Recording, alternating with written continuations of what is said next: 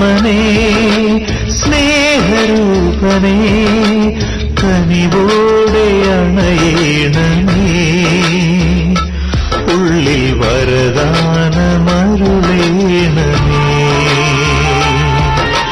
ജീവനാളമായി ലോകപാതയിൽ വരമാരി ചൊരിയേണമേ നിത്യഫലമായി നീ അണയേണമേ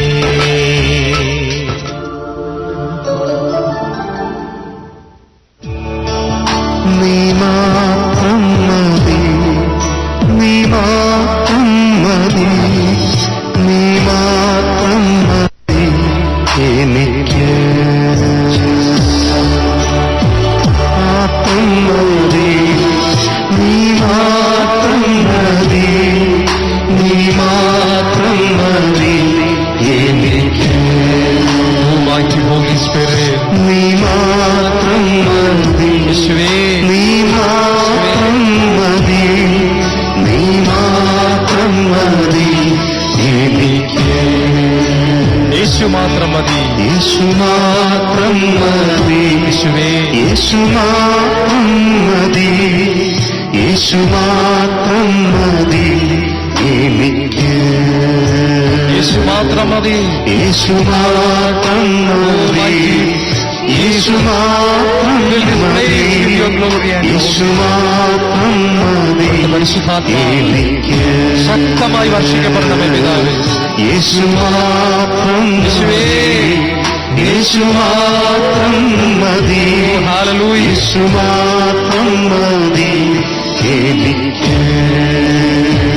ആ സ്നേഹം മതി ആ സ്നേഹം മതി ആ സ്നേഹം മതി ആ സ്നേഹം മതി യേശുവേ അവിടെ നിറങ്ങി വന്നങ്ങി വെളിപ്പെടുത്തണമേ ആ സ്നേഹം മതി പിതാവേ ആ സ്നേഹം മതി ആ സ്നേഹം മതി എനിക്ക് ആ സ്നേഹം മതി ആ സ്നേഹം എല്ലാവരിലും നിറയട്ടെ പിതാവേ ആ സ്നേഹം പിതാവേ ആ സ്നേഹം ശക്തമായ അഭിഷേകം ചെയ്യണം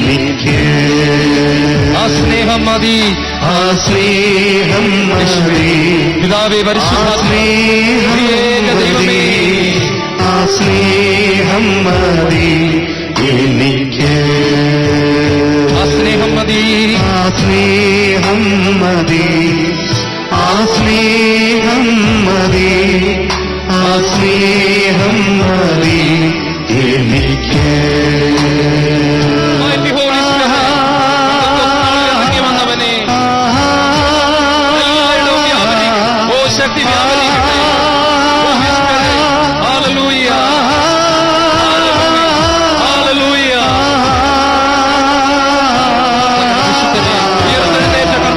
സാന്നിധ്യം തകർത്ത് കളഞ്ഞവൻ മരണത്തെ തോൽപ്പിച്ചവൻ ഉദ്ധാനം ചെയ്ത ക്രിസ്തു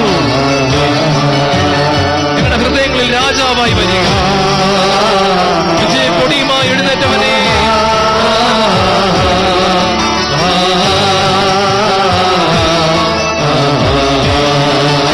ആവർത്തിക്കാൻ പറഞ്ഞ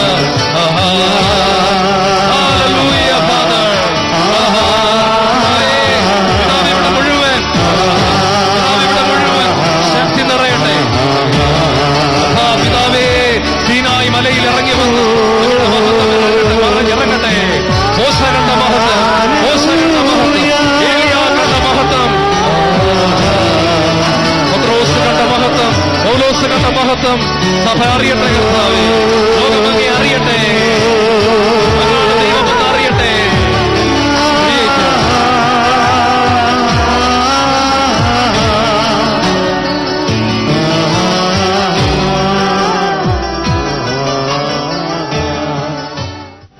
സാന്നിധ്യത്തിനായി നന്ദി പറയുന്നു മക്കളെ ഓർത്ത് നന്ദി പറയുന്നു അവരുടെ മേൽ കൊടുത്തിരിക്കുന്ന അഭിഷേകത്തിനായി നന്ദി പറയുന്നു അവരങ്ങേ പാടി ആരാധിക്കുന്ന സമയത്ത് അവിടുത്തെ ആത്മാവിനെ അങ്ങ് വർഷിച്ചല്ലോ പിതാവേ thank you Lord thank you Lord പിതാവേ പിതാവേ സർവശക്തനായ പിതാവേ, ഇറങ്ങി വരണമേ, ഇറങ്ങി വരണമേ. അപ്പൻ ഇറങ്ങി വരട്ടെ. നിങ്ങളുടെ അപ്പൻ ഇറങ്ങി വന്ന് രോഗികളെ തൊടട്ടെ, തകർന്നവരെ തൊടട്ടെ, എല്ലാവരും. പിതാവേ, അപ്പാ, daddy, we love you, we love you, we love you, Lord.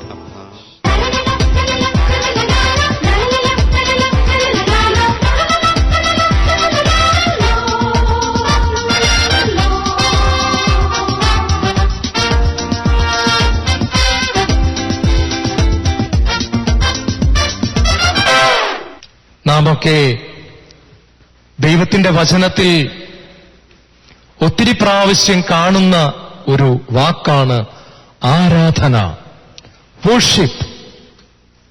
നാമൊക്കെ ദൈവത്തെ ആരാധിക്കുന്നവരാണ്. പലതരത്തിൽ നാം ദൈവത്തെ ആരാധിക്കുന്നുണ്ട്. വിശുദ്ധ കുർബാന എഴുന്നള്ളിച്ചു വെച്ചുള്ള ആരാധന നമ്മുടെ വീടുകളിൽ നാം ആരാധിക്കാറുണ്ട്. ദൈവവചനത്തിന്റെ ആഴങ്ങളിലേക്ക് നമ്മൾ കടക്കുമ്പോൾ എന്താണ് ആരാധന? ഞാൻ ഓർക്കുകയാണ്, സ്കൂളിലൊക്കെ ഞങ്ങൾ പഠിക്കുമ്പോൾ 100ൽ 100 മാർക്ക് വാങ്ങിക്കുന്ന, സ്കൂളിൽ ഫസ്റ്റ് റാങ്ക് വാങ്ങിക്കുന്ന കുട്ടികളുണ്ട്. മിക്ക വിഷയങ്ങൾക്കും 100ൽ 100. അവരിങ്ങനെ സൈക്കിളിൽ വരുമ്പോ തന്നെ ബാക്കി കുട്ടികളൊക്കെ പറയും, ആ വരുന്നത് 100ൽ 100 മാർക്ക് വാങ്ങിക്കുന്ന ആളാ, നല്ല പഠിക്കുന്ന ആളാ, സ്റ്റേറ്റ് റാങ്ക് കിട്ടാൻ സാധ്യതയുണ്ട്. ബാക്കി കുട്ടികൾക്കൊക്കെ ഒരു ബഹുമാനവും ഒരു ആദരവുമാണ്. വലിയ ഇടികൂടുന്ന കുട്ടികൾ പോലും ഈ 1ാം റാങ്ക് വാങ്ങിക്കുന്ന കുട്ടികളെ കാണുമ്പം വഴക്കിന് പോകത്തില്ല, മാറി നിൽക്കുകയാ, ഒരു ആദരവാ. കോളേജിലും സ്കൂളിലുമൊക്കെ ഞാൻ ഓർക്കുന്നു, നന്നായിട്ട് പാടുന്ന പെൺകുട്ടികൾ, നന്നായിട്ട് പാടുന്ന ആൺകുട്ടികൾ, അവരെ കാണുമ്പം ബാക്കിയുള്ളവർക്കൊക്കെ ഒരു ആദരവാണ്. നല്ല സ്പോർട്സ് താരങ്ങൾ, ക്രിക്കറ്റ് താരങ്ങൾ, ആരോ ആയിക്കോട്ടെ, അവരെയൊക്കെ മനുഷ്യൻ ആദരവോടെ നോക്കുന്നു. യേശുവിൽ ഏറ്റവും പ്രിയപ്പെട്ടവരെ, നമ്മൾ ആരാധിക്കുന്നത് മനുഷ്യനെയല്ല. ദ ക്രിയേറ്റർ, ഗോഡ് ഓൾമൈറ്റി, സർവശക്തനായ ദൈവം. മാലാഖമാർ പോലും ചിറകുകൾ കൊണ്ട് മുഖം മറച്ച് പരിശുദ്ധൻ പരിശുദ്ധൻ പരിശുദ്ധൻ എന്ന് നിരന്തരം ഉദ്ഘോഷിക്കുന്ന സർവശക്തനായ ഒരു ദൈവം. ഞാൻ ഒരിക്കലും ഒരു പുസ്തകത്തിൽ വായിച്ച ഒരു കാര്യം നിങ്ങളുമായിട്ട് പങ്കുവയ്ക്കാൻ ആഗ്രഹിക്കുകയാണ്. 2 ശാസ്ത്രജ്ഞന്മാർ, വലിയ കണ്ടുപിടുത്തങ്ങൾ നടത്തുന്നവർ, അവർ രണ്ടുപേരും നല്ല കൂട്ടുകാരാ. ഒരാൾ പറയും ദൈവമുണ്ട്, മറ്റേയാൾ പറയും ദൈവമില്ല. ഇതെല്ലാം തന്നെത്താനെ ഉണ്ടായതാ. അയാളുടെ വാദങ്ങൾ നിരത്തിവെക്കുകയാ. മറ്റേയാൾ പറയില്ല, ദൈവമാണ് ഇതെല്ലാം സൃഷ്ടിച്ചത്. ഒരിക്കൽ ദൈവം ഉണ്ട് എന്ന് വാദിക്കുന്ന ശാസ്ത്രജ്ഞന്റെ വീട്ടിൽ രണ്ടുപേരും കൂടെ ഇരുന്ന് സംസാരിച്ചു കൊണ്ടിരിക്കുകയാണ്.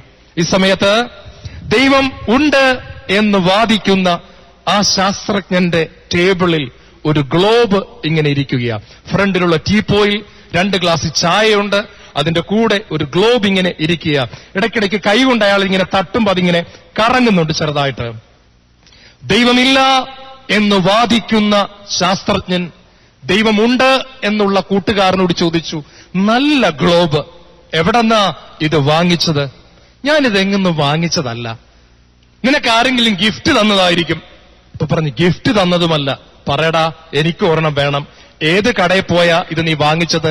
എനിക്ക് ഒരെണ്ണം വേണം, എന്റെ ടീപ്പോയിലും വയ്ക്കാനാ, മക്കൾക്കൊക്കെ ഒത്തിരി ഇഷ്ടപ്പെടും. നീ പറ, ഇതെവിടെന്നാ നീ വാങ്ങിച്ചത്? അപ്പൊ പറഞ്ഞു, ഇത് വാങ്ങിച്ചതല്ല, ആരും ഗിഫ്റ്റ് തന്നതുമല്ല, ഇത് തന്നെത്താൻ ഉണ്ടായതാ. ഇത് തന്നെത്താൻ ഉണ്ടായ ഗ്ലോബാ. ഇപ്പൊ ദൈവം ഇല്ല എന്ന് വാദിക്കുന്നവൻ പറഞ്ഞു, ഞാൻ നിന്നോട് വളരെ സീരിയസാ ചോദിച്ചത്, നീ എന്നെ കളിയാക്കുന്ന വർത്തമാനം പറയരുത്. നമ്മൾ തമ്മിൽ 1ാം ക്ലാസ് തൊട്ട് ഒരുമിച്ച് പഠിച്ചതാ. എന്നിട്ട് ഇവിടെ വെച്ച് നമ്മൾ തമ്മിൽ അടിച്ച് വഴക്കിട്ട് പിരിയാൻ നീ ഇടവരുത്തരുത്. ഞാൻ വളരെ സീരിയസ് ആയിട്ടാ ചോദിച്ചത്, നീ എന്നെ കളിയാക്കിയത് തെറ്റായിപ്പോയി. ഞാൻ നിന്നെ കളിയാക്കിയതല്ലടാ, ഇത് തന്നെത്താൻ ഉണ്ടാ. ഞാൻ എഴുന്നേറ്റ് പോകാൻ പോവുക, നമ്മളും ഇനി യാതൊരു ബന്ധവുമില്ല. ആ മറ്റേ ശാസ്ത്രജ്ഞൻ കസേരന്ന് എഴുന്നേറ്റു. ദൈവത്തിന്റെ മകൻ പറഞ്ഞു, നീ എവിടെ ഇരിക്കുക. നീ കഴിഞ്ഞ ആഴ്ച ഒരു ശാസ്ത്ര മാസികയിൽ എഴുതിയ ലേഖനം ഞാൻ വായിച്ചു.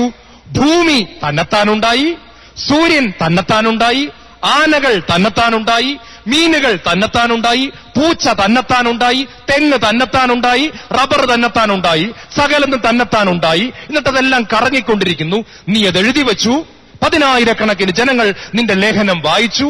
സ്കൂളുകളിലും പലതും പഠിപ്പിക്കുന്നു. അത്രയും വെട്ടിത്തരമൊന്നും ഞാൻ നിന്നോട് പറഞ്ഞില്ലല്ലോ. ഈ ഒരു ഗ്ലോബ് തന്നെത്താനുണ്ടായി എന്ന് ഞാൻ പറഞ്ഞപ്പോ നീ എന്തിനാ എന്നോട് ദേഷ്യപ്പെട്ടത്? ഗ്ലോബ് തന്നെത്താൻ ഉണ്ടായില്ല എന്ന് നിനക്കറിയാമെങ്കിൽ പിന്നെ എങ്ങനെയാടാ ബാക്കി സൂര്യനും ചന്ദ്രനുമെല്ലാം തന്നെത്താനെ ഉണ്ടായത്?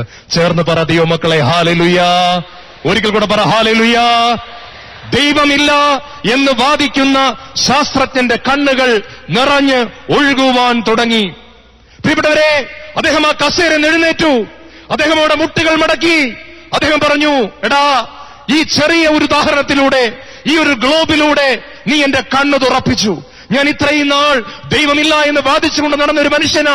ഞാൻ പഠിപ്പിക്കുമായിരുന്നു, ഞാൻ സെമിനാറുകൾ കണ്ടക്ട് ചെയ്യുമായിരുന്നു, ഞാൻ കുട്ടികളെ പറഞ്ഞു കൊടുക്കുമായിരുന്നു. എന്റെ വീട്ടിൽ പ്രാർത്ഥനയില്ല, ആരാധനയില്ല. ഞാൻ ചാൾസ് ഡാർവിന്റെ തിയറി വിശ്വസിച്ചിരുന്ന ഒരാളാ. നീ എന്റെ കണ്ണു തുറപ്പിച്ചു. എനിക്ക് ഈ ദൈവത്തെ അറിയണം. പറയടാ, ഇതെല്ലാം ഉണ്ടാക്കിയത് ആരാ? ദൈവത്തിന്റെ മകൻ പറഞ്ഞു, അവന്റെ പേരാണ് യേശു. യോഹന്നാൻ എഴുതിയ 1-ാം ലേഖനം 1-ാം അധ്യായത്തിൽ ഇപ്രകാരം ബൈബിൾ എടുത്തുകൊണ്ട് ഈ മകൻ പറഞ്ഞു, ആദിയിൽ വചനമുണ്ടായിരുന്നു, വചനം ദൈവത്തോടുകൂടെയായിരുന്നു, വചനം ദൈവമായിരുന്നു, സകലതും അവനിലൂടെ ഉണ്ടായി, ഒന്നും അവനെ കൂടാതെ ഉണ്ടാക്കപ്പെട്ടിട്ടില്ല. ഹല്ലേലൂയ. പ്രിയപ്പെട്ടവരെ, നാം ആരാധിക്കുന്നത് ഇത്രയ്ക്കും വലിയവനായ ഒരു ദൈവത്തെയാ. സയൻസ് പഠിക്കുന്ന മക്കളോട് ഞാനൊരു ചോദ്യം ചോദിക്കാം. ഭൂമിയുടെ എത്ര ഇരട്ടി വലിപ്പമുണ്ട് സൂര്യന്?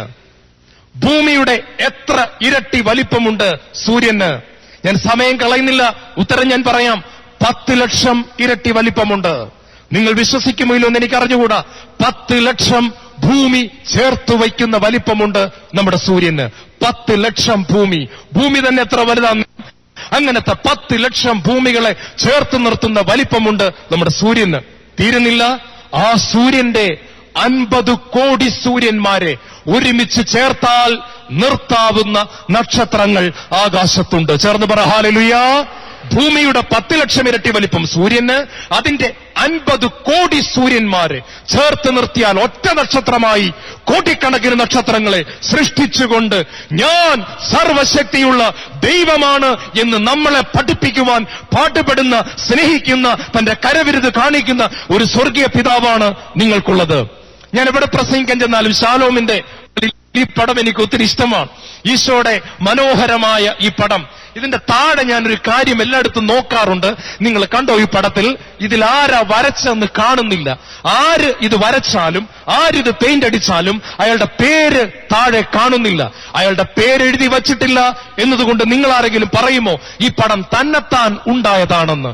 ഈ പടത്തിന്റെ മനോഹരിത കണ്ടുകൊണ്ട് നിങ്ങൾ പറയും, what A wonderful painter, what A wonderful artist. നിങ്ങൾ പറയും, വളരെ മനോഹരനായ, വളരെ കഴിവുകളുള്ള ഒരു പെയിന്ററാണ് യേശുവിന്റെ പടം വരച്ചത്. ഒത്തിരി കഴിവുകളുള്ള ഒരു ആർട്ടിസ്റ്റാണ് ഇത് വരച്ചത്. പേരെഴുതിയിട്ടില്ലെങ്കിൽ നിങ്ങൾക്കറിയാം ഇതിന്റെ പുറകിൽ ആരോ പ്രവർത്തിച്ചിട്ടുണ്ട്. നമുക്കൊരു ബഹുമാനവും സ്നേഹവും ഒക്കെ ആളെ കണ്ടില്ല എങ്കിലും തോന്നുന്നുണ്ട്. Look at this universe. ഈ പ്രപഞ്ചത്തിലേക്ക് നോക്കിക്കൊണ്ട്, കിളികളെ നോക്കിക്കൊണ്ട്, പക്ഷികളെ നോക്കിക്കൊണ്ട്, ഈ മൃഗങ്ങളെ നോക്കിക്കൊണ്ട്, രാത്രി ആകാശത്തേക്ക് നോക്കിക്കൊണ്ട് നമ്മൾ പറയണം, വരച്ചുവച്ച് സൃഷ്ടിച്ചിട്ട് എല്ലാം ഉണ്ടാക്കിയിട്ട് പേരെഴുതി വയ്ക്കാതെ മാറി നിൽക്കുന്ന ഒരു ദൈവം നമുക്കുണ്ട്. എല്ലാത്തിനെയും ഉണ്ടാക്കിയിട്ട് തന്റെ പേരെഴുതി വയ്ക്കാതെ, അതിന്റെ ക്രെഡിറ്റ് ഒന്നും എടുക്കാതെ മാറി നിൽക്കുന്ന ഒരു ദൈവമുണ്ട്. ഈ ദൈവത്തെ നോക്കിക്കൊണ്ട് നമ്മൾ പറയണം, ദൈവമേ, ഞാൻ നിന്നെ ആരാധിക്കുന്നു. ഹല്ലേലൂയ.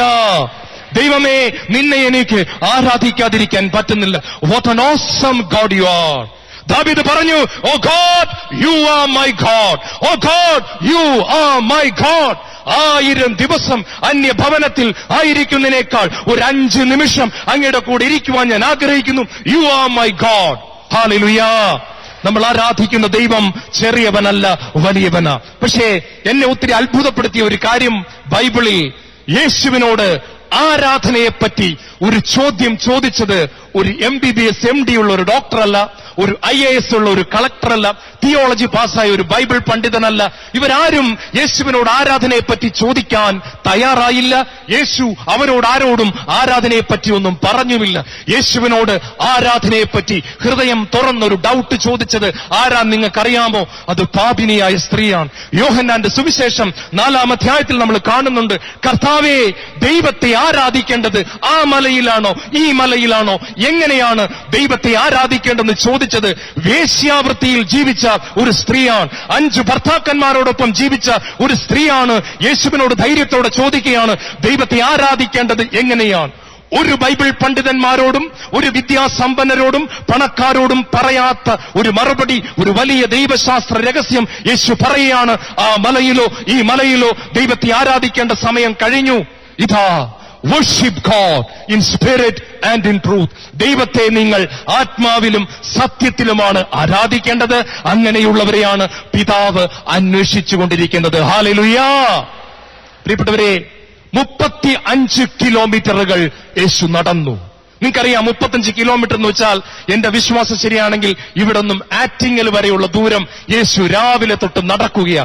ഒരൊറ്റ ആളെ കാണാൻ വേണ്ടി, 10 പേരോട് പ്രസംഗിക്കാനല്ല, വലിയൊരു കൺവെൻഷനിൽ പ്രസംഗിക്കാനല്ല, വലിയ രോഗശാന്തി കൊടുക്കാനല്ല.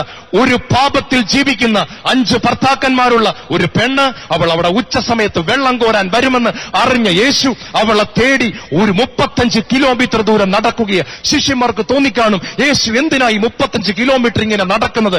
അവിടെ ചെന്നപ്പോഴാ ഒരു പെണ്ണ് വെള്ളം കോരാൻ വരുന്നത്.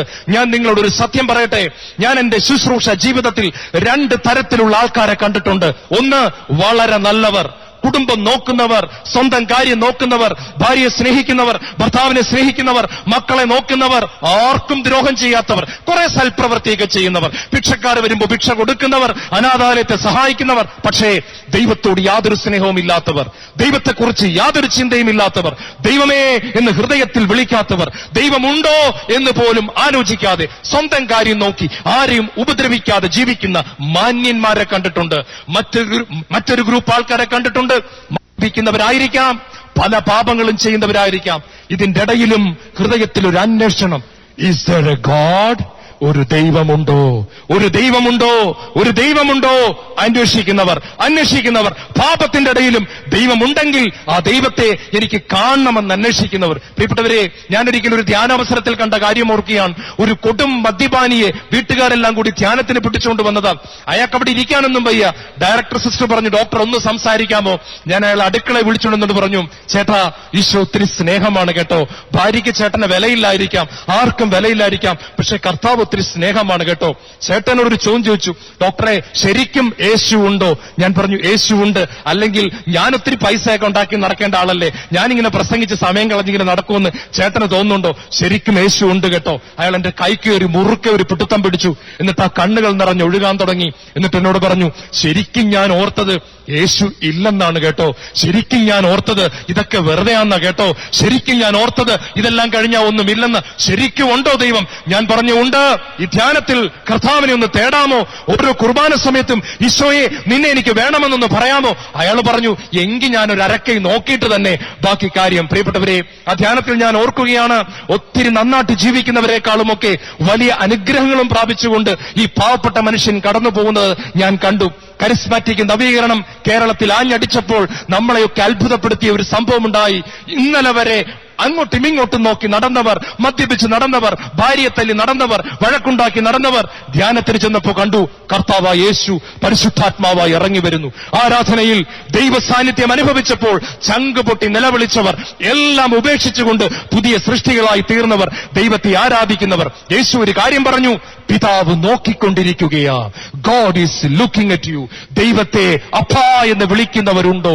ദൈവത്തിന്റെ കയ്യിലിരിക്കുന്നത് വല്ലതും കിട്ടുമോ എന്നാണ് ലോകത്തിലുള്ള സകല ജനങ്ങളും നോക്കുന്നത്. അതിന്റെ അപ്പുറം ദൈവത്തിന്റെ കൈകളിലേക്ക് നോക്കാതെ ദൈവത്തിന്റെ മുഖത്തേക്ക് നോക്കിയവർ. നേരത്തെ ബ്രദർ പാടി, നീ മാത്രം മതി, നീ മാത്രം മതി, എനിക്ക് നിന്നെ വേണം. Lord Jesus, I need you, എനിക്ക് നിന്നെ മാത്രം മതി. ചേർന്ന് പറഞ്ഞേ ഹല്ലേലൂയ. പുറപ്പാട് പുസ്തകം അധ്യായം 33 നിങ്ങൾക്കറിയാം. പുറപ്പാട് പുസ്തകം അധ്യായം 33 വലിയ ഒരു യാത്ര കഴിഞ്ഞ് മോശയും ജനസമൂഹവും കാനാൻ ദേശത്തിന്റെ തൊട്ടടുത്തെത്തി. കാനാൻ ദേശം ആ റോഡിന്റെ അത്രയും ദൂരത്തിലേ ഉള്ളൂ. മോശ വന്ന് നിൽക്കുകയാണ്. ദൈവം മോശയോട് പറഞ്ഞു, മോശേ, നിന്റെ സങ്കടം തീർന്നു, നിന്റെ വേദനകൾ തീർന്നു, കഷ്ടപ്പാട് തീർന്നു. നോക്കിക്കേ, ആ കാണുന്നത് കാനാൻ ദേശം. അങ്ങോട്ട് കയറി ചെല്ലുക. ഒരൊറ്റ കാര്യം, പാലും തേനും ഒഴുകുന്ന കാനാൻ ദേശം നീ അവകാശപ്പെടുത്തിക്കൊള്ളുക. എല്ലാ എല്ലാം സ്വന്തമാക്കിക്കൊള്ളുക. ഒറ്റ പ്രശ്നമേ ഉള്ളൂ, ഞാൻ കൂടെ വരുന്നില്ല. പകരം ഒരു മാലാഖയെ ഞാൻ അയക്കാം. ആ മാലാഖ നിന്റെ കൂടെ വന്ന് സകല ശത്രുക്കളെയും തോപ്പിച്ചുകൊണ്ട് കടന്നു പോകും. നീ പോയത് സ്വന്തമാക്കുക. നമ്മളാണ് എന്തു പറയും? Price the Lord. കർത്താവേ, നീ ഒത്തിരി നല്ലവൻ, നീ എന്റെ കണ്ണുനീര് തുടയ്ക്കുന്നവൻ, നീ വലിയവൻ. ഞാൻ സാക്ഷ്യവും കൂടെ പറയാം കേട്ടോ. ഞാൻ ഓടിച്ചെന്നത് സ്വന്തമാക്കട്ടെ. മക്കളെ പിടിയടാ, ഓടിച്ചെന്നത് സ്വന്തമാക്കടാ. നമ്മുടെ കഷ്ടപ്പാട് തീർന്നു. പക്ഷേ മോശ പറഞ്ഞു, അങ്ങ് വരത്തില്ലല്ലേ? കർത്താവ് പറഞ്ഞു, ഞാൻ വരത്തില്ല, മാലാഖയെ വിടാം. നമ്മളാണ് ചോദിക്കും, ഏത് മാലാഖയാ? ഗബ്രിയേലാണോ മിഖായേലാണോ? ഈശോ പറയും മിഖായേല. ഒത്തിരി സന്തോഷം, ഗബ്രിയേലും കൂടെ തന്നേക്കാം. നമ്മൾ പറഞ്ഞു ഹാപ്പി. മോശ പറഞ്ഞു, എങ്കിൽ അങ്ങ് കേട്ടോ, ഞാനിവിടെ നിന്ന് ഒരടി മുന്നോട്ട് വയ്ക്കില്ല. ഞാൻ ഈ വെയിലത്ത് നിൽക്കും, ഞാൻ ഈ ചൂട് കൊണ്ട് ഇവിടെ നിൽക്കും, ഞാൻ ഇവിടെ നിന്ന് ഒരടി മുന്നോട്ട് പോവില്ല. കർത്താവ് ചോദിച്ചു, എന്താ കാര്യം? നീ വരത്തില്ല എങ്കിൽ എനിക്ക് കാനാൻ ദേശം വേണ്ട. നീ ഇല്ലാത്തൊരനുഗ്രഹവും എനിക്ക് വേണ്ട. നിന്നെയാണ് എനിക്ക് വേണ്ടത്. ചേർന്ന് പറ ഹല്ലേലൂയ. നീ ഈ വെയിലത്തുള്ളതിനാൽ ഞാൻ ഈ വെയിൽ കൊണ്ട് ഇവിടെ നിൽക്കും, അങ്ങില്ലാത്ത കാനാൻ ദേശത്ത് ഞാൻ വരില്ല. കർത്താവ് ഉടനെ പറയുക, എനിക്കൊത്തിരി സന്തോഷമായി, ഞാനും കൂടെ വരാം. I will come with you. ഉടനെ കർത്താവ് പറയാണ്, ഞാൻ തന്നെ നിന്നോട് കൂടെ വരികയും നിന്നെ ആശ്വസിപ്പിക്കുകയും ചെയ്യും. പ്രിയപ്പെട്ടവരെ, നമ്മൾ ബൈബിളിൽ കാണുക, മോശയുടെ മരണസമയം വരെയും ദൈവം മോശയോട് കൂടെ നടക്കുന്നു. നമ്മുടെ കണ്ണുകൾ കർത്താവിന്റെ കൈകളിൽ നിന്നും മാറി കർത്താവിന്റെ മുഖത്തേക്ക് നോക്കേണ്ട. ദൈവമേ, എനിക്ക് നിന്നെ വേണം, നിന്നെ എനിക്ക് അനുഭവിക്കണം, നിന്നെ എനിക്ക് ആരാധിക്കണം എന്ന് പറയേണ്ട സമയം ഇതാ വന്നു കഴിഞ്ഞു. ആരാധനയെ പറ്റി 2-3 കാര്യങ്ങൾ പങ്കുവയ്ക്കാൻ ആഗ്രഹിക്കുക. ശ്രദ്ധിക്കുക. ഒന്ന്, നമ്മുടെ ആരാധന രീതിയല്ല ദൈവം നോക്കുന്നത്, ആരാധിക്കുന്ന നമ്മളെയാണ് ദൈവം നോക്കുന്നത്. മറക്കരുത്, ആരാധന രീതി അല്ല ദൈവം നോക്കുന്നത്, ആരാധിക്കുന്ന നമ്മളെയാണ് ദൈവം നോക്കുന്നത്. 1 സാമുവേൽ 16:7. മനുഷ്യൻ കാണുന്നതല്ല കർത്താവ് കാണുന്നത്, മനുഷ്യൻ പുറമെയുള്ളതെല്ലാം നോക്കിക്കൊണ്ടിരിക്കുന്നു, ദൈവമാകട്ടെ ഹൃദയത്തിലേക്ക് നോക്കുന്നു. ചേർന്ന് പറ ഹല്ലേലൂയ. വിശുദ്ധ അമ്മ ത്രേസ്യ പറയുന്നുണ്ട്, ദൈവം എപ്പോഴും നമ്മുടെ ഹൃദയത്തിലേക്ക് നോക്കുന്നു, ദൈവം ചുണ്ടുകളിലേക്ക് നോക്കുന്നില്ല, ദൈവം ഹൃദയത്തിലേക്ക് നോക്കുന്നു. ഇത് തെളിയിക്കുവാൻ ദൈവം നമ്മുടെ മുമ്പിൽ വലിയ 2-3 ഉദാഹരണങ്ങൾ വയ്ക്കുകയാണ്. ഉൽപ്പത്തി പുസ്തകം അധ്യായം 4 വചനം 4. എല്ലാവരും ഇങ്ങോട്ട് നോക്കുക. പ്രിയപ്പെട്ടവരെ, ആബേലും കായേനും ബലിയർപ്പിക്കാൻ പോയി. നിങ്ങൾക്കറിയാം, ആബേലിന്റെ ബലി ദൈവം സ്വീകരിച്ചു, കായന്റെ ബലി ദൈവം തള്ളിക്കളഞ്ഞു, ആരാധന ദൈവം തള്ളിക്കളഞ്ഞു. പക്ഷെ വചനം പറയുകയാണ്, ആബേലിലും, ശ്രദ്ധിക്കണം, ആബേലിലും അവന്റെ ബലിയിലും ദൈവം സംപ്രീതനായി, കായേനിലും അവന്റെ ബലിയിലും ദൈവം സംപ്രീതനായില്ല. ദൈവമക്കളെ, ആബേലിന്റെ ആരാധനയെ ദൈവം സ്വീകരിക്കുന്നതിന് മുൻപ് ആബേലിൽ ദൈവം സംപ്രീതനായി. ആബേലിന്റെ ഹല്ലേലൂയ വിളികളെ ദൈവം സ്വീകരിക്കുന്നതിന് മുൻപ് തന്നെ ആബേലിൽ ദൈവം സംപ്രീതനായി. കായന്റെ ബലിയെ, ആരാധനയെ തട്ടിക്കളയുന്നതിന് മുൻപ് തന്നെ ദൈവം കായന്റെ ഹൃദയത്തിലേക്ക് നോക്കിക്കൊണ്ട് പറഞ്ഞു, നിന്നിൽ ഞാൻ സംപ്രീതനല്ല. നമ്മൾ ശ്രദ്ധിക്കണം. നമ്മൾ വിചാരിക്കും, ഏത് ഇരുട്ടിലും ജീവിച്ചിട്ട് കുറെ ബാഹ്യമായ ചില ആരാധന രീതികൾ കാണിച്ചാൽ ദൈവം സംപ്രീതനാകും എന്ന് നമ്മൾ വിചാരിക്കുന്നുണ്ടെങ്കിൽ ദൈവം പറയുന്നു, നിങ്ങൾക്ക് ദൈവത്തെ ഒരിക്കലും കബളിപ്പിക്കാനാവില്ല. ചേർന്ന് പറ ഹല്ലേലൂയ. ആബേലിലും അവന്റെ ബലിയിലും ദൈവം സംപ്രീതനായി. യേശുവിന്റെ കുരിശിലെ ബലിയിൽ ദൈവം സംപ്രീതനായി. പക്ഷെ നിങ്ങളോട് ഞാൻ പറയാൻ പോകുന്നത് അതല്ല. യേശുവിന്റെ കുരിശ് ബലിയിൽ ദൈവം സംപ്രീതനാകുന്നതിന് കുറെ നാളുകൾക്ക് മുൻപ് തന്നെ ദൈവം സ്വർഗത്തിൽ നിന്നും ഉച്ചത്തിൽ ഒരു കാര്യം വിളിച്ചു പറഞ്ഞു. യേശു ക്രിസ്തുവിന് 30 വയസ്സുള്ളപ്പോൾ ദൈവം വിളിച്ചു പറഞ്ഞു, കുരിശിലെ ബലിയിലും ആരാധനയിലും ഒക്കെ സംപ്രീതനാകുന്നതിന് മുമ്പ് യേശുവിന്റെ ജീവിതത്തെ നോക്കി പിതാവ് വിളിച്ചു പറഞ്ഞു, this is my beloved son whom I am well pleased. ഇത് എന്റെ പൊന്നോമന മകൻ, അവനിൽ ഞാൻ സംപ്രീതനായി. ദൈവമക്കളെ, യേശുവിൽ സംപ്രീതനായ പിതാവ് യേശുവിന്റെ കുരിശു മരണത്തിൽ സംപ്രീതനായി. ചേർന്ന് പറ ഹല്ലേലൂയ. യേശുവിൽ പിതാവ് ആദ്യം സംപ്രീതനായി. അതിനാൽ യേശുവിന്റെ ആരാധനയിലും അവിടുന്ന് സംപ്രീതനായി. എനിക്ക് ഉറപ്പുണ്ട്, യേശു ഒരു പാപമെങ്കിലും ചെയ്തിരുന്നെങ്കിൽ യേശുവിന്റെ കുരിശുമരണത്തിൽ ആ പിതാവ് സംപ്രീതനാകുമായിരുന്നില്ല, നമുക്ക് രക്ഷ കിട്ടുകയും ചെയ്യുമായിരുന്നില്ല. ആദ്യം ആ പിതാവ് യേശുവിൽ സംപ്രീതനായി, യേശുവിന്റെ ആരാധനയിലും സംപ്രീതനായി. നമ്മൾ സാധാരണ ആരാധന എന്നൊക്കെ പറയുമ്പോൾ 2 പാട്ടൊക്കെ പാടി 2 സ്തുതിപ്പൊക്കെ നടത്തിയിട്ട് നമ്മൾ പറയും, ഇന്ന് ഞങ്ങൾ നന്നായിട്ട് ദൈവത്തെ ഒന്ന് ആരാധിച്ചു. പക്ഷേ പ്രിയപ്പെട്ടവരെ, ആരാധന എന്ന് പറയുന്നത് ഒരു ലൈഫ് സ്റ്റൈലാണ്. ആരാധന എപ്പോഴും ഉള്ളിൽ നടന്നുകൊണ്ടിരിക്കേണ്ട ഒരു കാര്യമാണ്. ഹല്ലേലൂയ. അതിലോട്ട് ഞാൻ അല്പം കഴിയുമ്പോൾ കടക്കാം. വേറൊരു ഉദാഹരണം കൂടെ പറയാം. നിങ്ങൾക്ക് ദാവീദിനെ പറ്റി നിങ്ങൾക്കൊക്കെ അറിയാം. പഴയ നിയമത്തിൽ ദൈവത്തെ ഏറ്റവും മനോഹരമായിട്ട് ആരാധിച്ച വ്യക്തിയാണ് ദാവീദ്. നൃത്തം ചെയ്യുമായിരുന്നു. ഇടയ്ക്ക് തുണി പോലും ഉരിഞ്ഞുപോയി നൃത്തം ചെയ്തു, ദൈവത്തെ ആരാധിച്ചു. അത്രയ്ക്കും മനോഹരമായിട്ട് ദൈവത്തെ ആരാധിച്ചു. ജനങ്ങളെല്ലാം പറഞ്ഞു, ഇതുപോലെ ആരാധിക്കുന്ന ഒരു രാജാവ് ഇസ്രായേലിലുണ്ടോ? എന്തൊരു ആരാധന വീരനാണ്, എന്തൊരു പാട്ടുകാരനാണ് അദ്ദേഹം. വയലിനെടുത്ത് വായിക്കുമ്പോൾ പിശാചുക്കൾ ഓടുന്നു. സാവൂള് പോലും അത്ഭുതപ്പെട്ടു, ഇതൊരു ആരാധനാ വീരൻ തന്നെ. കാലം കടന്നുപോയി. ദാവീദിനെ പറ്റി ദൈവം പറയുന്നുണ്ട്, എന്റെ ഹൃദയത്തിനിണങ്ങിയ മനുഷ്യൻ, എന്റെ ഹൃദയത്തിനിണങ്ങിയ മനുഷ്യൻ, a man with God's own heart. ദൈവം ദാവീദിൽ സംപ്രീതനായിരുന്നു. ദാവീദിന്റെ പാട്ടിലും ആരാധനയിലും ഡാൻസിലുമൊക്കെ സംപ്രീതനായി. കാലം കടന്നുപോയി. അങ്ങനെ ഇരിക്കെ ദാവീദ് പാപം ചെയ്തു, ദാവീദ് വ്യഭിചാരം ചെയ്തു, ദാവീദ് കൊലപാതകം ചെയ്തു, ദാവീദ് ഒരു കുടുംബത്തെ തകർത്തു കളഞ്ഞു. ദാവീദ് വളരെ വളരെ മോശമായ രീതിയിൽ പ്രവർത്തിച്ചു. നമ്മൾ ബൈബിളിൽ കാണുക, ദാവീദ് ആരാധന മുടക്കിയില്ല.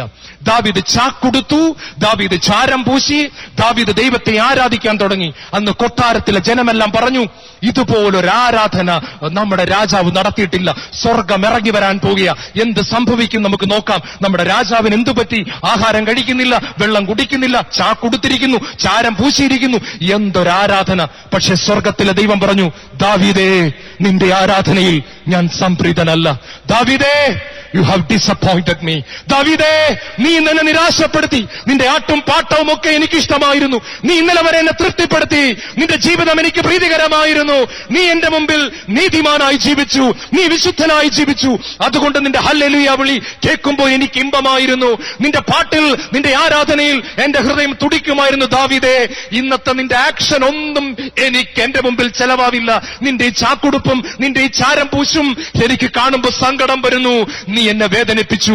U have grieved my holy spirit. നീ എന്റെ പരിശുദ്ധാത്മാവിനെ വേദനിപ്പിച്ചു. നീ ഇന്ന് എന്ത് കാണിച്ചാലും നിന്റെ ആരാധനയിൽ ഞാൻ സംപ്രീതനാവില്ല. ചേർന്ന് പറയാം ഹല്ലേലൂയ.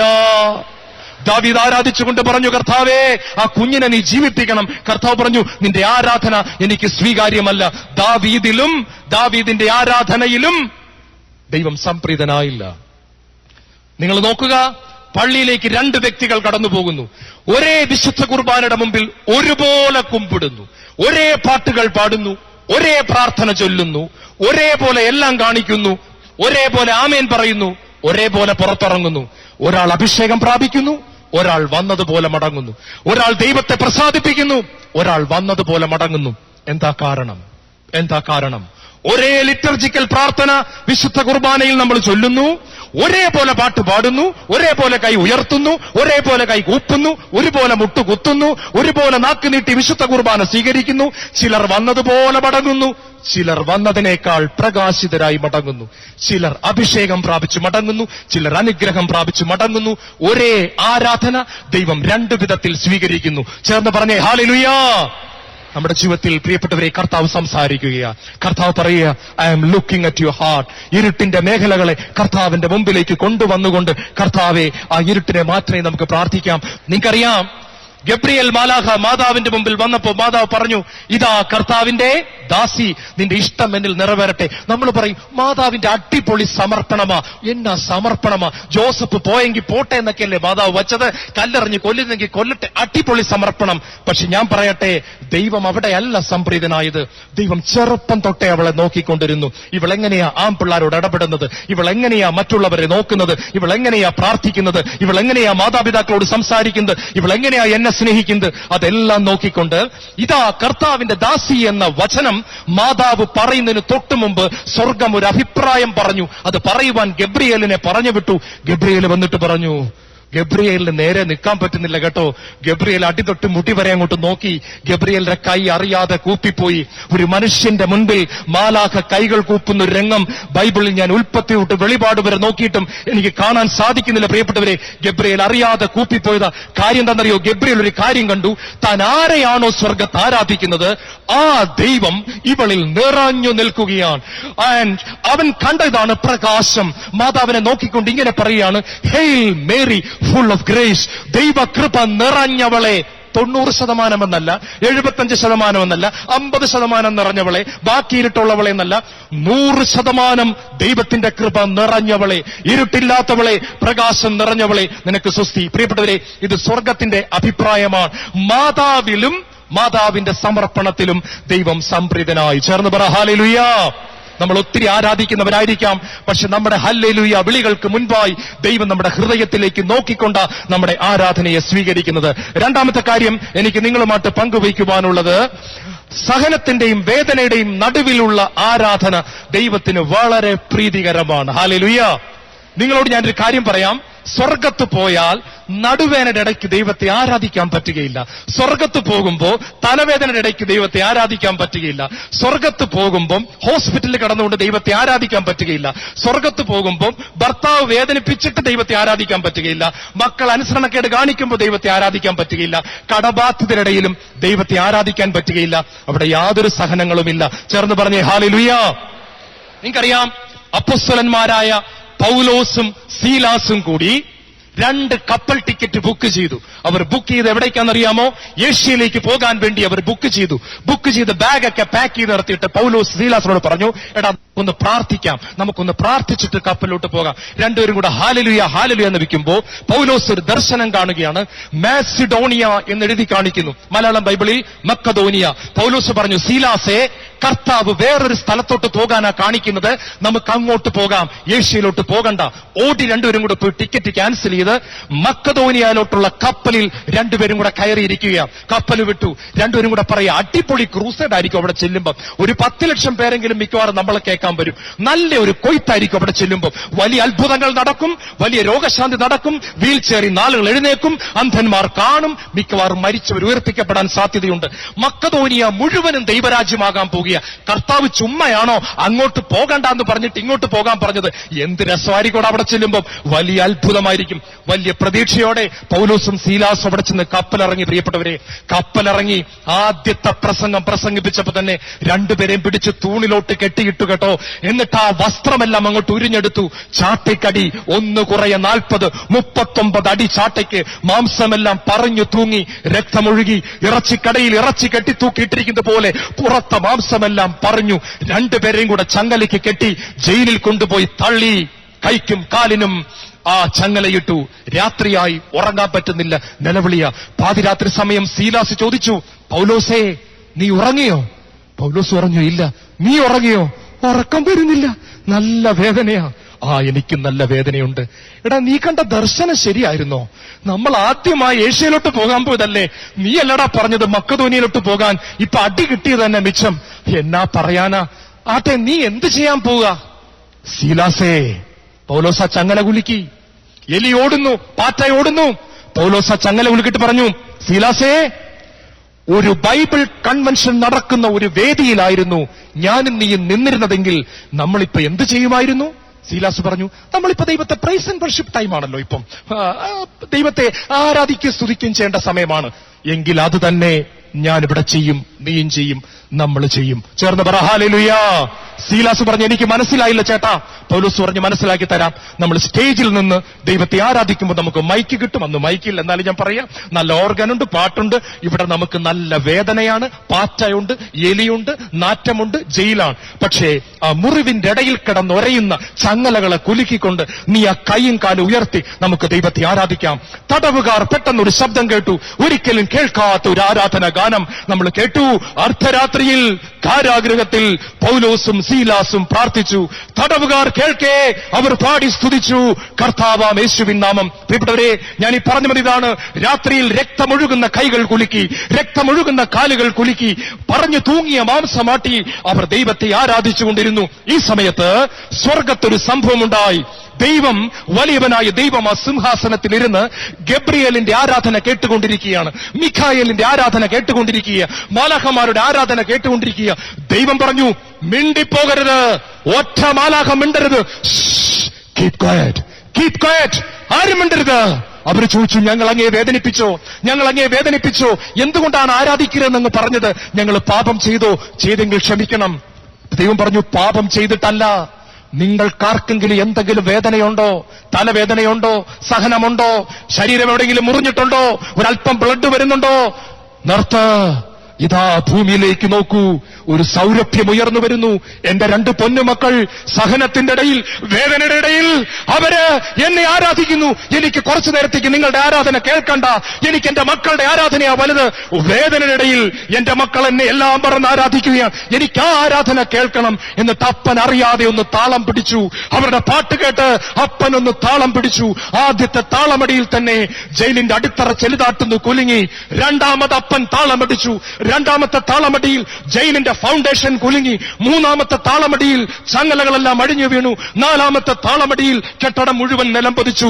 അഞ്ചാമത്തെ താളമടിയിൽ തടവുകാർ സ്വതന്ത്രരായി. എന്നെ കേട്ടുകൊണ്ടിരിക്കുന്ന ദൈവത്തിന്റെ മകനെ, ദൈവത്തിന്റെ മകളെ ഞാൻ ഉറപ്പിച്ചു പറയട്ടെ, വേദനയുടെ നടുവിൽ വേദന മറന്ന് ദൈവത്തെ ആരാധിക്കുമ്പോൾ സ്വർഗം നിശബ്ദമാവുകയാണ്. അപ്പൻ നമ്മുടെ ആരാധനയ്ക്ക് ചെവി കൊടുക്കുകയാണ്. അപ്പൻ അറിയാതെ താളമടിക്കുമ്പോൾ നമ്മുടെ ജീവിതത്തിന്റെ സഹനത്തിന്റെ അടിത്തറ കുലുങ്ങി, പൈശാചിക ബന്ധനങ്ങൾ വിട്ടുപോകുന്നു. മാത്രമല്ല, നമ്മുടെ കുടുംബത്തിൽ ആരൊക്കെയോ ദൈവത്തോട് അനുസരണം കാണിക്കാതെ ബന്ധനത്തിലായിരുന്നു, അവരുടെ കെട്ടുകളെയും കൂടി ദൈവം അഴിക്കും. അന്ന് ആ തടവിൽ പൗലോസിന്റെയും സീലാസിന്റെയും കെട്ട് മാത്രമല്ല അഴിഞ്ഞത്, തടവുകാരുടെ മുഴുവൻ കെട്ടും അഴിഞ്ഞു വീണു. നാം സഹനമത്യത്തിൽ ദൈവത്തെ ആരാധിക്കുമ്പോൾ നമ്മുടെ കുടുംബത്തിൽ ഇതുവരെ മാനസാന്തരത്തിലേക്ക് വരാത്ത നമ്മുടെ മക്കൾ, അനുസരണമില്ലാതെ നടക്കുന്നവർ, അവരുടെ കെട്ടുകളെ കൂടി ദൈവം അഴിക്കും. ചേർന്ന് പറ ഹല്ലേലൂയ. എല്ലാ സൽപ്രവൃത്തികളും ചെയ്യുക, നന്നായിട്ട് പ്രാർത്ഥിക്കുക, ഉപവാസം എടുക്കുക, മറക്കുക, എല്ലാ നന്മയും ചെയ്യുക, മറന്നു കളയുക. മത്തായി 25 യേശു പറഞ്ഞു, എനിക്ക് ദാഹിച്ചു, നിങ്ങൾ എനിക്ക് കുടിക്കാൻ തന്നു, എനിക്ക് വിശന്നു, നിങ്ങൾ എനിക്ക് ഭക്ഷിക്കാൻ തന്നു. അവർ ചോദിച്ചു, എപ്പോൾ?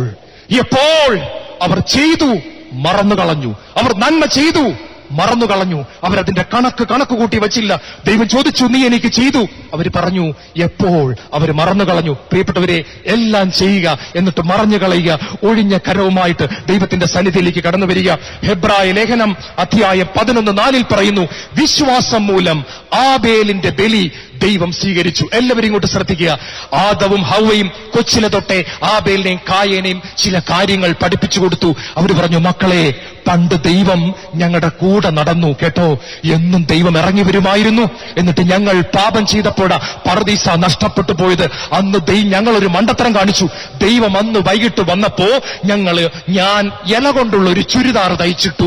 നിന്റെ പപ്പ ഈ ആദ ഉണ്ടല്ലോ, അത്തി ഇലകൾ കൊണ്ടുള്ള ഒരു പാന്റും ഷർട്ടും തയ്ച്ചിട്ടിട്ട് ഞങ്ങൾ രണ്ടുപേരും ഇലയുടെ ചുരിദാറും ഇലയുടെ പാന്റും ഇട്ടുകൊണ്ട് ദൈവത്തിന്റെ മുമ്പിൽ പോയി നിന്ന് ദൈവത്തെ ആരാധിക്കാൻ തുടങ്ങി. ദൈവം പറഞ്ഞു, ഈ വേല എന്റെ അടുത്ത് ഇറക്കരുത്. നിങ്ങളുടെ യോഗ്യതയിൽ പാപത്തെ സ്വയം മറയ്ക്കാമെന്ന് വിചാരിക്കരുത്. പാപത്തെയും കുറവുകളെയും മറച്ചു പിടിച്ചുകൊണ്ട് എന്റെ മുമ്പിൽ വരാമെന്ന് വിചാരിക്കരുത്.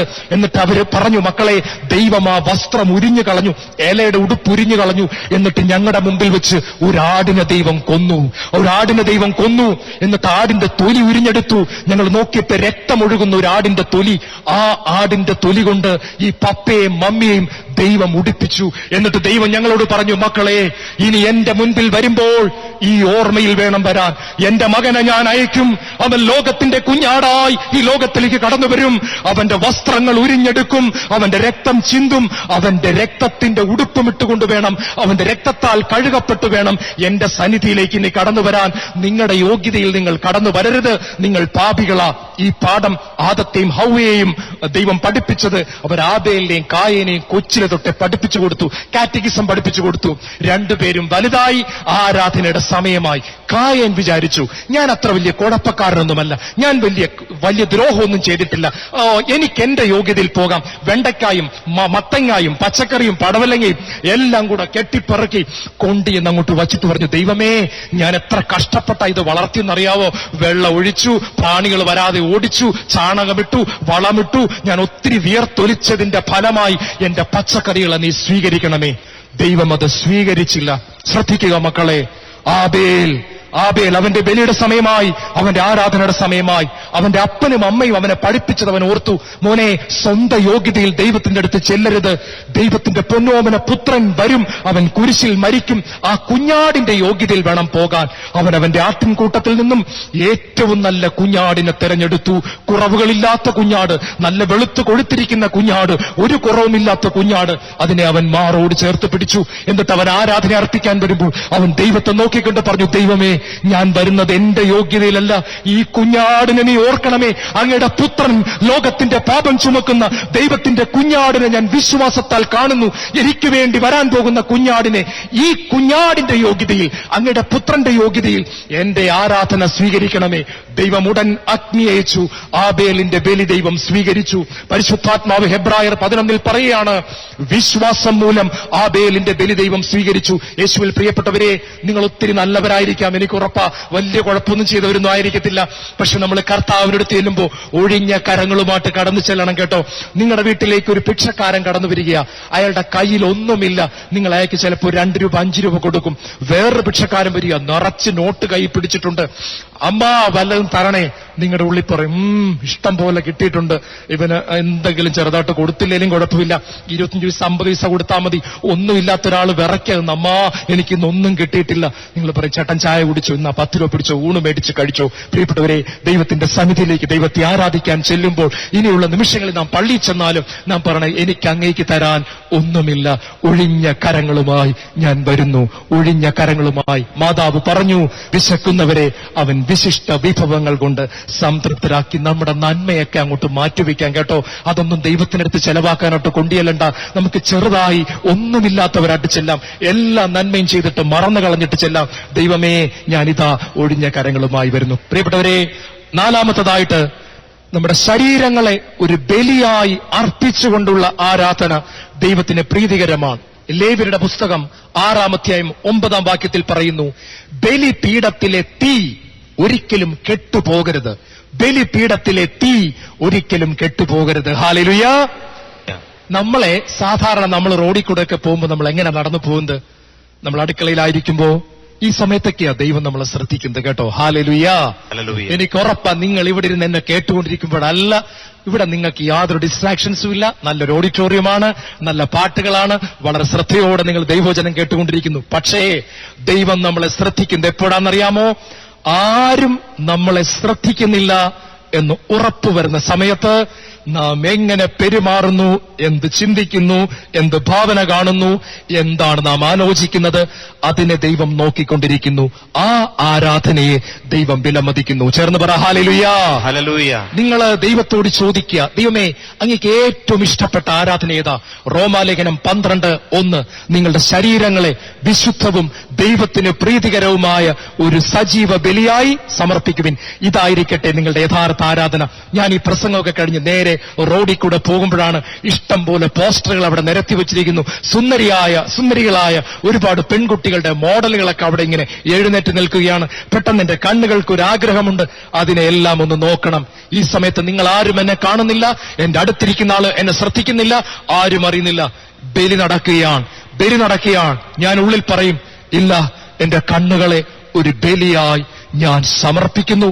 ഞാനത് നോക്കില്ല. ഈശോയ്ക്ക് ഇഷ്ടമില്ലാത്തത് ഞാൻ നോക്കില്ല. എന്റെ കണ്ണുകളെ ഒരു ബലിയായി ദൈവം സമർപ്പിക്കുന്നു. ഞാൻ സമർപ്പിക്കുന്നു. ഒറ്റ മനുഷ്യൻ കണ്ടില്ല, ആരും കണ്ടില്ല. പിശാച് കണ്ടു, ദൈവം കണ്ടു. പിശാചിന്റെ മുഖമൊന്ന് വാടി. ദൈവം പറഞ്ഞു, വെരി ഗുഡ്. ചേർന്ന് പറഞ്ഞേ ഹല്ലേലൂയ. നമ്മളെ നന്നായിട്ട് ഒരാൾ വേദനിപ്പിച്ചു, നമ്മുടെ നാക്കിലോട്ട് എന്താണ്ട് അങ്ങോട്ട് കയറി വന്നു. തിരിച്ചതുപോലെ അവന്റെ ഒരു കുറ്റം പറയാൻ ഈ സമയത്ത് പെട്ടെന്ന് നമ്മൾ പിടിച്ചിട്ട് പറഞ്ഞു, എന്റെ നാവിനെ ഒരു ബലിയായി ഞാൻ സമർപ്പിക്കുന്നു. തിരിച്ചു പറയുന്നില്ല. അയാൾ ജയിച്ചെന്ന് പറഞ്ഞ് നമ്മളെ കുറ്റപ്പെടുത്തിയിട്ട് കടന്നുപോയി. നാം പറയാതെ മിണ്ടാതിരുന്ന സമയത്ത് ദൈവം പറഞ്ഞു, വെരി ഗുഡ്. നാവിന്റെ ബലിയെ ദൈവം സ്വീകരിച്ചു, കണ്ണിന്റെ ബലിയെ ദൈവം സ്വീകരിച്ചു.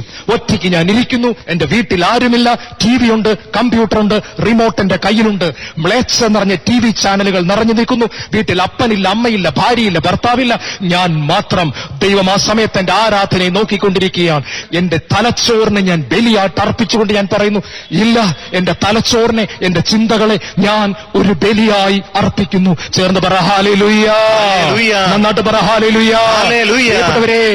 ഇതാണ് ആരാധന. This is worship. Worship God in spirit and in truth. എന്ന് വെച്ചാൽ അർത്ഥം, ആത്മാവിൽ ദൈവത്തെ ആരാധിക്കുക. പുറമേ ആളുകൾ നോക്കുന്ന ആക്ഷനെ അല്ല ദൈവം നോക്കുന്നത്.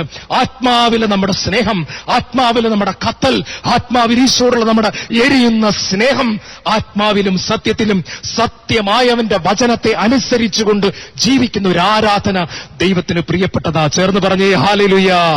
നന്നായിട്ട് പറ ഹല്ലേലൂയ. ഈ ആരാധനയിൽ ദൈവം സംപ്രീതനാവുന്നു. അവസാനത്തെ ആരാധന നമുക്കുള്ളത് പങ്കുവയ്ക്കുന്ന ആരാധന. ഹെബ്രായർ 11:16 നന്മ ചെയ്യുന്നതിലും നമുക്കുള്ളത് പങ്കുവയ്ക്കുന്നതിലും ഉപേക്ഷ വരുത്തരുത്. ആ ബലി ദൈവത്തിന് പ്രീതികരമാണ്. ഹല്ലേലൂയ. പ്രിയപ്പെട്ടവരെ, ഞാൻ ഓർക്കുകയാണ്, മനുഷ്യൻ പാപം ചെയ്തപ്പോൾ ദൈവം സ്വർഗത്തിരുന്ന് ഒത്തിരി പ്രാവശ്യം പറഞ്ഞു, ഐ ലവ് യു മക്കളെ, എനിക്ക് നിന്നോടുള്ള സ്നേഹം അനന്തമാണ്, അമ്മ മറന്നാലും നിന്നെ മറക്കില്ല. ഒത്തിരി ഡയലോഗൊക്കെ ദൈവം അടിച്ചു. പക്ഷെ പറഞ്ഞുകൊണ്ടിരുന്നില്ല, തന്റെ പുത്രനെ നൽകി. He gave his only sun. ദൈവത്തിന്റെ സ്വഭാവം സ്നേഹമാണ്. സ്നേഹം നൽകുന്നത്. എന്താ സ്നേഹവും ഇഷ്ടവും തമ്മിലുള്ള വ്യത്യാസം? ഞാൻ ആദ്യമായിട്ട് പെണ്ണ് കാണാൻ പോയപ്പോ എന്റെ കൂട്ടുകാരന്മാർ പുറത്തിറങ്ങിയപ്പോ ചോദിച്ചു, നിനക്കവളെ സ്നേഹമായോ എന്നാണോ ചോദിച്ചത്? എന്താ ചോദിച്ചത്? നിനക്കവളെ ഇഷ്ടമായോ? ഇപ്പൊ എന്റെ കൂട്ടുകാരനോട് ചോദിക്കുന്നത്, നിനക്ക് നിന്റെ ഭാര്യയെ ഇഷ്ടമാണോ എന്നല്ല ചോദിക്കുന്നത്, നിനക്ക് നിന്റെ ഭാര്യയോട് സ്നേഹമാണ്. ദൈവത്തെ ഇഷ്ടമുള്ള ഒത്തിരി ആൾക്കാരെ ഞാൻ കണ്ടിട്ടുണ്ട്. But love him, love him, love him. കർത്താവ് പറഞ്ഞില്ല പൂർണ്ണ ഹൃദയത്തോടെ എന്നെ ഇഷ്ടപ്പെടുക, അതാണ് ഒന്നാമത്തെ കൽപ്പന. പൂർണ്ണ ഹൃദയത്തോടെ, പൂർണ്ണ ആത്മാവോടെ, പൂർണ്ണ മനസ്സോടെ എന്നെ ഇഷ്ടപ്പെടുക, അതാണോ? നോ, അങ്ങനെയല്ല പറഞ്ഞത്. ലവ്, എവിടെ സ്നേഹമുണ്ടോ അവിടെ ഒരു കൊടുക്കലുണ്ട്. അമ്മ കുഞ്ഞിനെ സ്നേഹിക്കുന്നു, രക്തം പാലാക്കി ആ കുഞ്ഞിന്റെ വായിലേക്ക് ചുരത്തുന്നു. അമ്മ കുടുംബത്തെ സ്നേഹിക്കുന്നു, ആരോഗ്യം വിയർക്കാക്കി അടുക്കളയിൽ അധ്വാനിക്കുന്നു. എവിടെ സ്നേഹമുണ്ടോ അവിടെ ഒരു കൊടുക്കലുണ്ട്. പ്രിയപ്പെട്ടവരെ, നമുക്ക് ദൈവം സമ്പത്ത് തരുമ്പോൾ, പ്രാർത്ഥിക്കാൻ കൃപ തരുമ്പോൾ, നമുക്ക് വേണ്ടി മാത്രമാകാതെ വേദനിക്കുന്നവരിലേക്കും കൂടി അത് കൊടുത്തുകൊണ്ടുള്ള ഒരു ജീവിതം. ഈശോ പറഞ്ഞു, ഈ കൈ കൊടുക്കുന്നത് ഈ കൈ അറിയരുത്. രഹസ്യങ്ങൾ അറിയുന്ന പിതാവ് പ്രതിഫലം തരും. ചേർന്ന് പറ ഹല്ലേലൂയ. രഹസ്യങ്ങൾ അറിയുന്ന പിതാവ് വെറുതെ വിടുമെന്നല്ല പറഞ്ഞത്. രഹസ്യങ്ങൾ അറിയുന്ന പിതാവ് പ്രതിഫലം തരും. നമ്മുടെ മുമ്പിൽ ഈശോ ഒത്തിരി പേരെ കൊണ്ടുവരും കേട്ടു. ക്യാൻസറായിട്ട് ചികിത്സിക്കാൻ പറ്റാത്തവർ, വിധവയുടെ മകളെ കെട്ടിക്കാൻ പറ്റാത്തവർ, ഇവരൊക്കെ വന്ന് നിലവിളിക്കുമ്പോൾ യാക്കോബ് പറയുന്നുണ്ട്, എന്താണ് യഥാർത്ഥ ഭക്തി? ദൈവത്തിന്റെ മുമ്പിൽ യഥാർത്ഥ ഭക്തി 1-ാം അധ്യായത്തിന്റെ 27-ാം വാക്യത്തിൽ പറയുന്നു, അനാഥരുടെയും വിധവകളുടെയും ഞെരുക്കങ്ങളിൽ അവരുടെ സഹായത്തിനെത്തുക, ലോകത്തിന്റെ കളങ്കമേൽക്കാതെ നിങ്ങളെ കാത്തുസൂക്ഷിക്കുക. ഒരു വിധവ തന്റെ മകളെ കെട്ടിക്കാൻ പാടുപെടുമ്പോ, അപ്പനും അമ്മയുള്ളവർ പോലും കഷ്ടപ്പെടുന്ന ഈ ലോകത്താ പ്രിയപ്പെട്ട ഒരു വിധവ തന്റെ മകളെ കെട്ടിക്കാൻ പാടുപെടുമ്പോ കൈ നീട്ടുമ്പോ 10 രൂപ ഒന്നും കൊടുത്ത് പറഞ്ഞു വിടരുത്. മദർ തെരേസ പറഞ്ഞിട്ടുണ്ട്, കൊടുക്കുമ്പോ നിങ്ങൾക്ക് മുറിയണം, കൊടുക്കുമ്പോ ഇച്ചിരി നോവണം, അതാ കൊടുപ്പ്. ചേർന്ന് പറഞ്ഞേ ഹല്ലേലൂയ. കൊടുക്കുമ്പോ ഒന്ന് അറിയണം, കൊടുക്കുമ്പോ ഒന്ന് നോവണം. ദൈവം കടക്കാരനാകത്തില്ല കേട്ടോ. അമർത്തിക്കുലുക്കി നിറച്ചളർന്ന് അവൻ ഇട്ടുതരും. പങ്കുവയ്ക്കുന്ന ആ ആരാധന നമ്മുടെ സമ്പത്തായാലും പ്രാർത്ഥനയായാലും സമയമായാലും പുഞ്ചിരിയായാലും ഒക്കെ വേദനിക്കുന്നവർക്കായി കൊടുക്കുന്ന ആരാധന ദൈവത്തിന് സ്വീകാര്യമാണ്. നമുക്ക് ഒരു നിമിഷം എഴുന്നേറ്റ് നിൽക്കാം. എല്ലാവരും ഒരു നിമിഷം കണ്ണുകൾ അടയ്ക്കുക. പ്രിയപ്പെട്ടവരെ, ഒരു അഭിഷേകത്തിന് വേണ്ടി കൂടെ ആഗ്രഹിച്ചുകൊണ്ട് എന്റെ ജീവിതം ഒരു ആരാധനയായി തീരണം. 24 മണിക്കൂറും നീണ്ടു നിൽക്കുന്ന ഒരു ആരാധന, എന്റെ ലൈഫ് ഒരു ആരാധനയാണ്. കത്തുന്നൊരു പന്തമായി ഞാൻ തീരും. ദൈവപിതാവേ, ആരാധിക്കുന്ന എല്ലാ കണ്ണുകളും അടയട്ടെ. ഓ ഫാദർ, ഫാദർ, ഫാദർ. ദൈവപിതാവേ, അങ്ങയെ ഞാൻ ആരാധിക്കുന്നു, സ്തുതിക്കുന്നു. ദൈവപിതാവേ, അങ്ങയെ ആരാധിക്കുന്നു, സ്തുതിക്കുന്നു.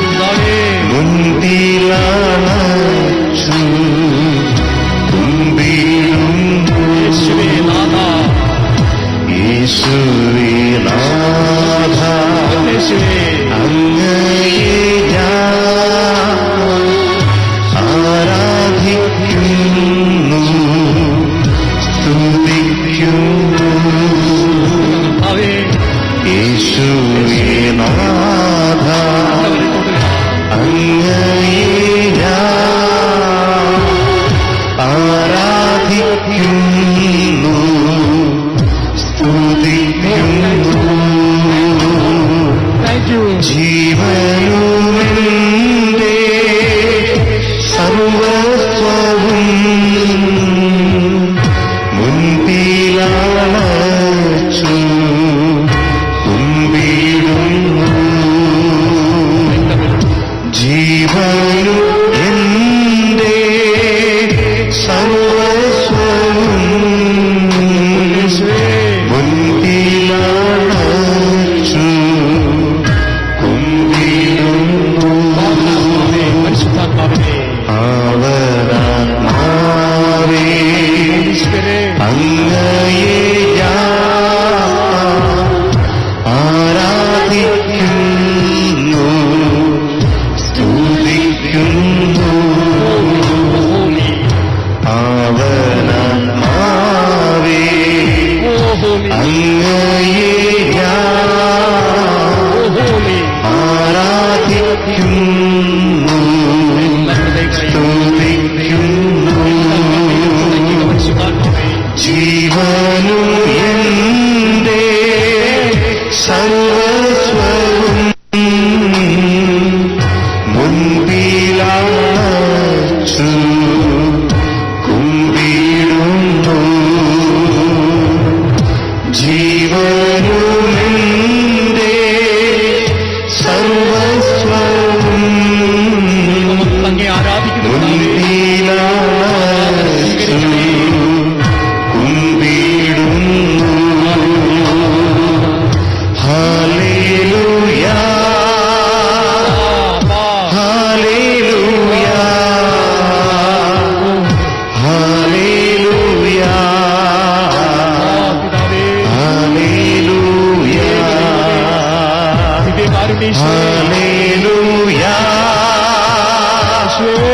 ഹല്ലേലൂയാ, ഹല്ലേലൂയാ, ഹല്ലേലൂയാ,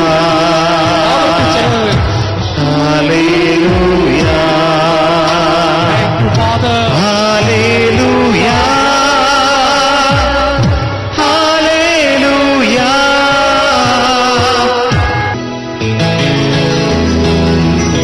ജീവിതം മുഴുവൻ ഈശോയ്ക്കുള്ളതാ മക്കളെ. ഈശോയെ നമ്മൾ ഒത്തിരി സ്നേഹിക്കണം. ഈശോയെ നമ്മളെല്ലാം മറന്ന് സ്നേഹിക്കണം എപ്പോഴും. Praise the lord. കേരളമുണരുന്നു, ഭാരതമുണരുന്നു, ജനമേ ഉണരൂ നവജനമാ, അണിയണിയായി വരമാരി ചൊരിയുന്നു.